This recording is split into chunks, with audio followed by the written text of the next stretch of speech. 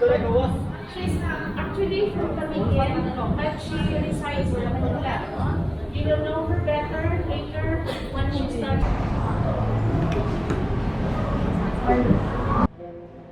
The reason why I'm here is because of your garbage. I think you know about that. Do you know about that? Do you do segregation?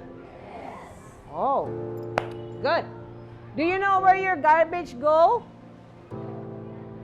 Ask me, and if you're interested to know more about segregation, let me know, because I also have a project in Manila that's also zero waste. Thank you.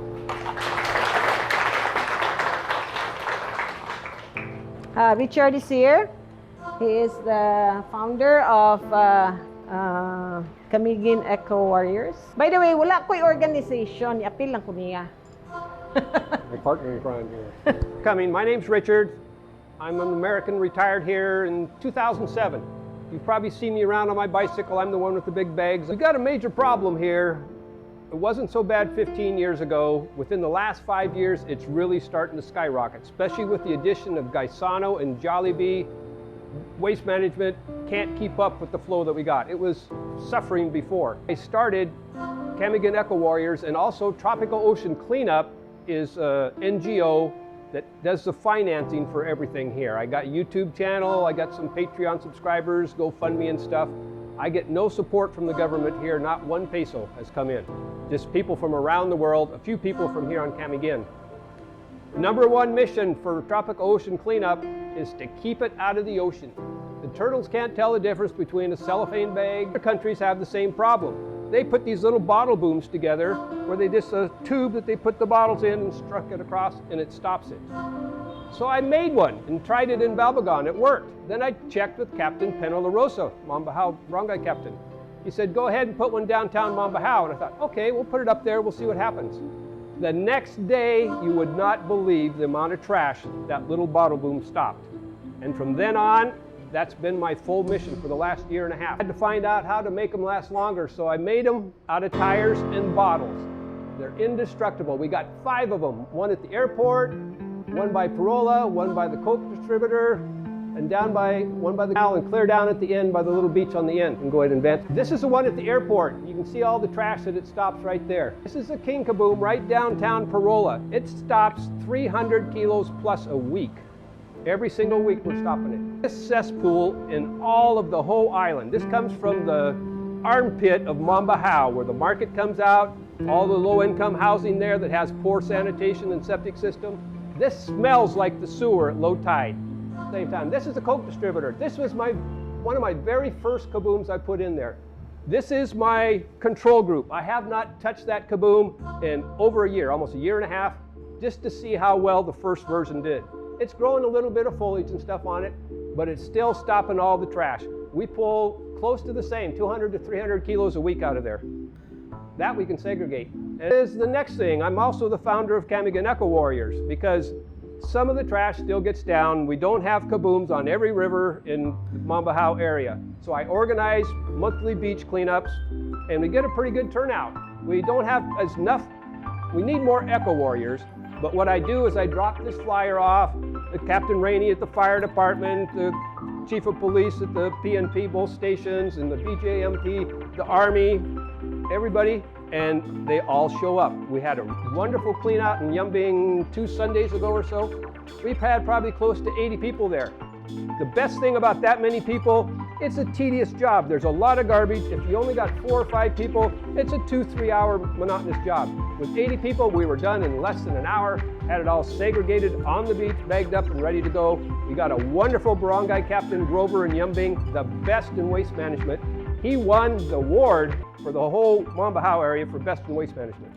We used to have an MRF up in Anito, and they had 16 workers there. Ging worked there. I got my tires and my bottles there to build my kabooms.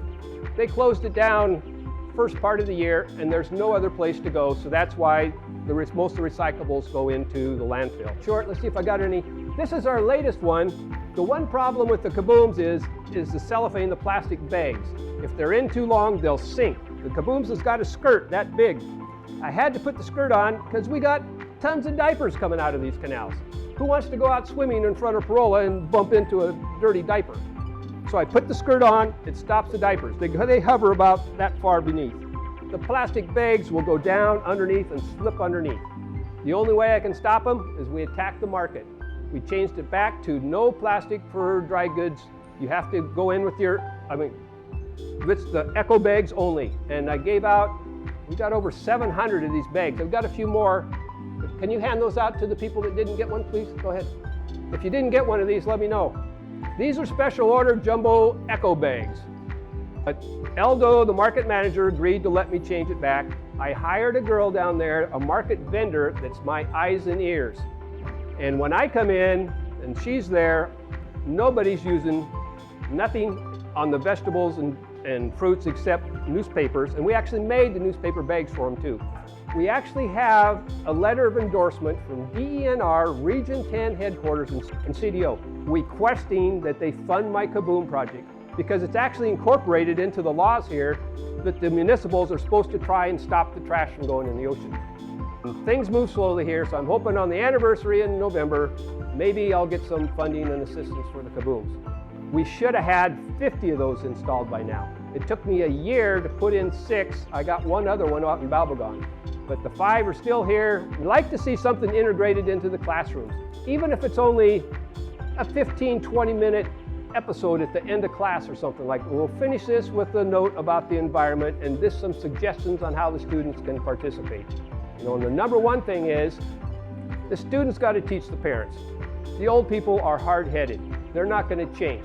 So we're going to start into some of the grade schools here too, and I got an appointment with Doris at Mambahau High School. I'm going to get in on one of their classes there too and try and get it started into the younger generation, because they're the ones that's going to benefit from what we're doing. I'm going to be dead and gone. I had a wonderful 67 years here. I've had 14 years of nothing but biking all over the Philippines, having fun and everything else. But I came out of retirement to devote the last of my years to see if we can save this planet for future generations. Not just you and me, but many generations to come. We are on a tipping point right now. If we don't do something by the year 2050, there's going to be more plastics and trash in the ocean than fish. It's getting that bad. We have a few other large organizations out there. The ocean cleanup is out getting the gyres, all the ocean trash floating out. They're also doing river trash barriers. There is an abundance growing, and even on this island, we hardly had any beach cleanups once a year or something. Year and a half ago, hardly nothing. Now we got weekly cleanups from PNP, the Coast Guard, the Army's chicken in.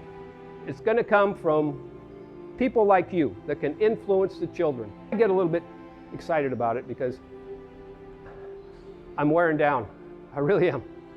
I've been pushing this so hard for so long. I've let everything else in my life go. My car's trash, my bicycles are trash, my motorcycle's trash, my yard's a mess, my house is a mess, my beach is a mess. But downtown Mambahau is solid as a rock, and we're not going to let any trash escape. We have, for over a year, there has not been one bottle escaping out of this town to litter our beaches. They had the scuba arrows down there last June or something, and they're my friends, biker friends, and I said, Richard says there's nothing out there anymore. We got one little sack like that. Because we stopped it all in the river. If you look at the YouTube channels, you'll see thousands of kilos of trash we're pulling out of these rivers. That's why we need to educate the people to stop throwing it in the rivers and canals. But you can't blame the residents. What options do you have if LGU does sporadic pickup? They come 1 week and then it's 2 weeks later and you got 3 kids with diapers. What are you supposed to do? Well, throw it in the canal or on the side of the road. But now you got an option. You can go downtown. We got a huge recycle cage. Every 2 days it gets emptied. So if you got any trash, you're welcome to bring it there. If it gets overflow, I'm still trying to get permission from the barangay captain and the mayor. We need another one. We need like 3 of those. Mambahau has none. Back to Balbagon, they got 6. They also have a lady that goes around and keeps them tidy and stuff, publishing some of the more beautiful things.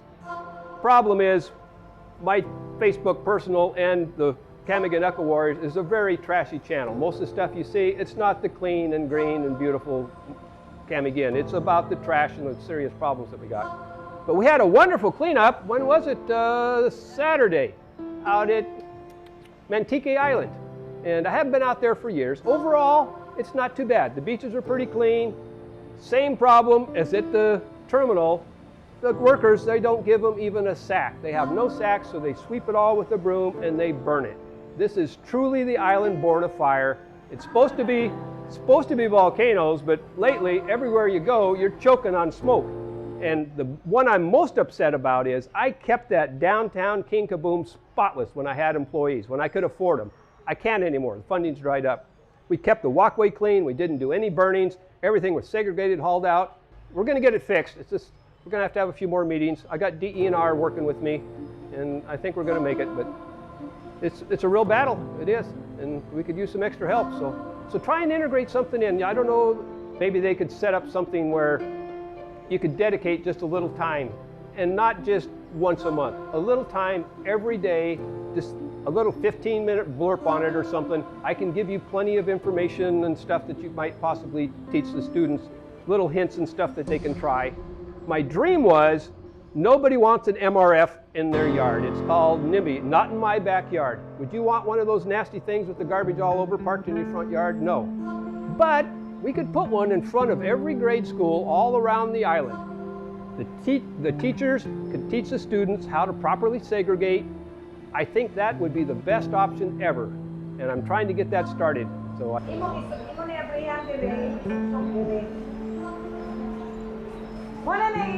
put this inside your bag permanently. I'll show you another way.